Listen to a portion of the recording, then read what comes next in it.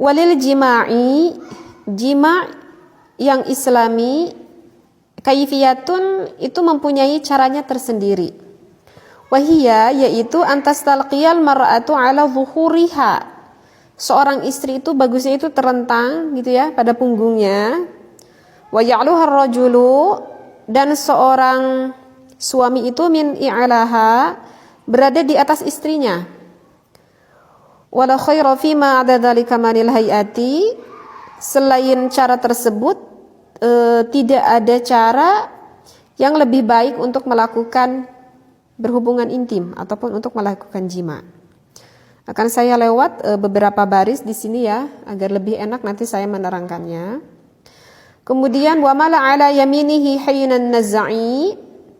Nah, setelah dia melakukan berhubungan intim, maka bagusnya condongkan badannya itu ke arah kanan bagi suaminya ya. Faqad dzakaru anna dzalika mimma yakunu bihil waladu dzakaran. Nah, sebab para ulama itu berkata, faqad dzakaru, sebab para ulama itu berkata bahwa cara seperti itu dapat menyebabkan mempunyai anak laki-laki. Nah, baik, akan saya sedikit terangkan apa yang referensi sudah saya bacakan ya. Menurut ulama yang mengarang ini kitab, bahwa hubungan intim yang lebih baik posisinya, hubungan intim yang lebih baik posisinya itu adalah posisi suami berada di atas dan sang istrinya itu berada di bawah. Mengapa ulama ini mengatakan bahwa posisi ini yang lebih baik? Itu dikarenakan karena di dalam posisi ini akan lebih memudahkan kita untuk mempunyai anak, ya. Jadi memang ini posisi yang lebih baik menurut Islami gitu ya. Karena kan selain kita menikah juga kan kita bertujuan ingin mempunyai anak. Yang dikatakan dengan posisi missionary, artinya sekali lagi posisi missionary ini adalah posisi ketika suaminya berada di atas dan istrinya itu berada di bawah.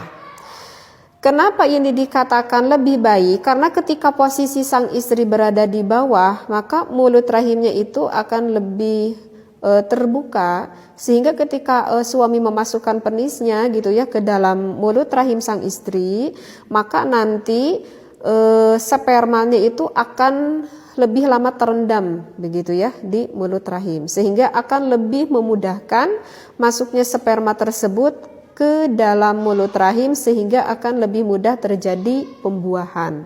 Nah, oleh kata itu ulama mengatakan bahwa posisi ini ataupun posisi missionary ini adalah posisi yang paling baik. Nah, itu sebetulnya alasannya ya. Walaupun di dalam kitab Fathul Izzar ini barusan tidak dikatakan alasannya seperti itu. Nah, tetapi apakah boleh kita melakukan dengan posisi yang lain? Itu adalah hukumnya boleh. Karena kan di dalam melakukan berhubungan intim kan misalkan yang belum mempunyai anak ataupun yang ingin program mempunyai anak, nah saya katakan posisi ini yang lebih baik. Tetapi saya udah cukup nih anak segini, udah cukup banyak itu jadi saya tidak bermaksud untuk berprogram untuk mempunyai anak. Jika tidak bermaksud untuk mempunyai program ingin mempunyai lagi anak, itu sebetulnya bebas mau dengan gaya apapun selama suami dan juga istrinya itu sama-sama menyenangi begitu ya. Jadi sekali lagi ini untuk proses penghamilan bagi sang istri begitu ya.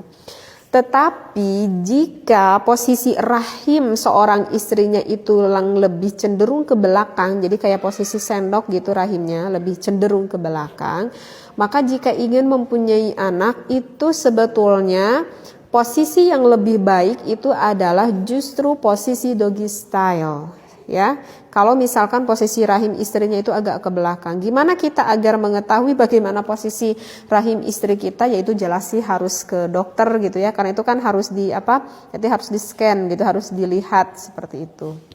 Nah, jika oleh dokter itu ketahuan bahwa posisi istrinya itu agak lebih cenderung ke belakang, justru melakukan hubungan intimnya itu lebih baik. Tadi saya katakan dengan cara doggy style.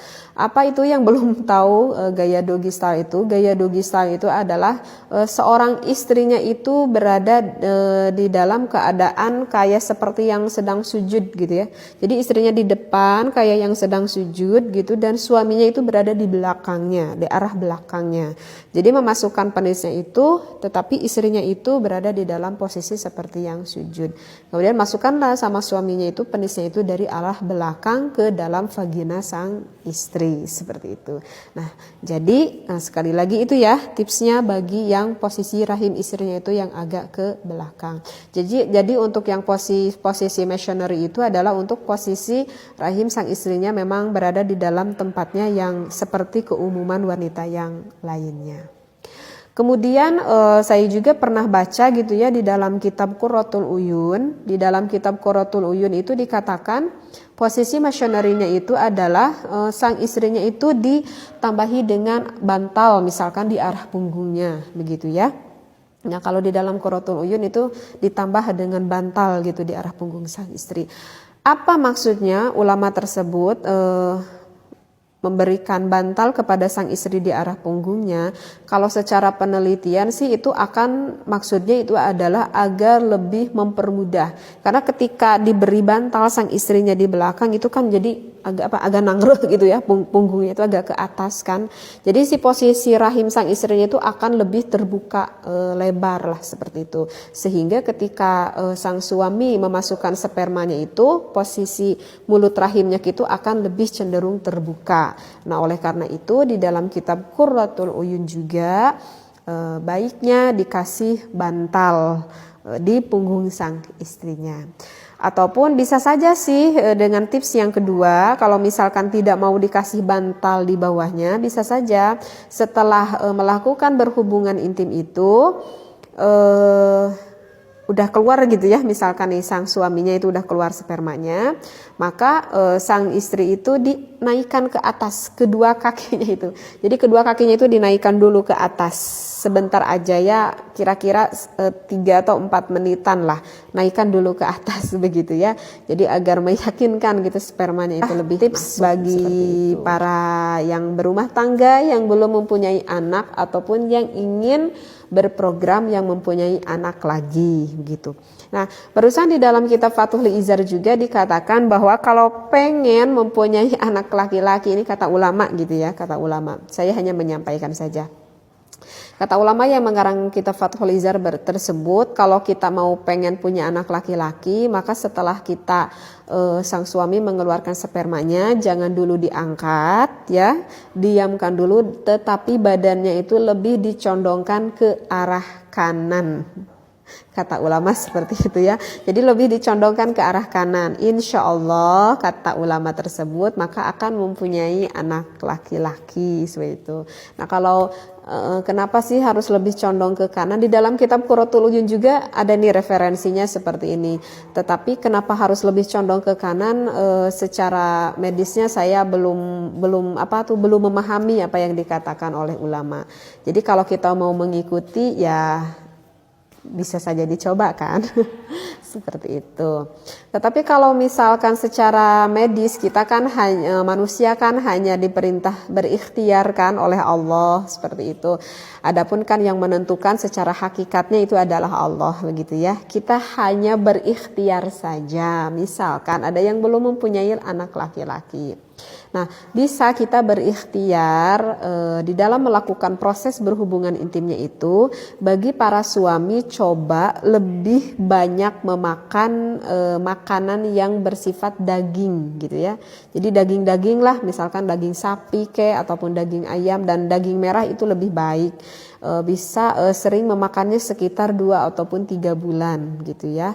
Dan bagi sang istrinya justru jangan lebih banyak makan daging. Nah, bagi sang istrinya di dalam proses ingin mempunyai anak laki-laki tersebut, coba istrinya itu lebih banyak makan sayur.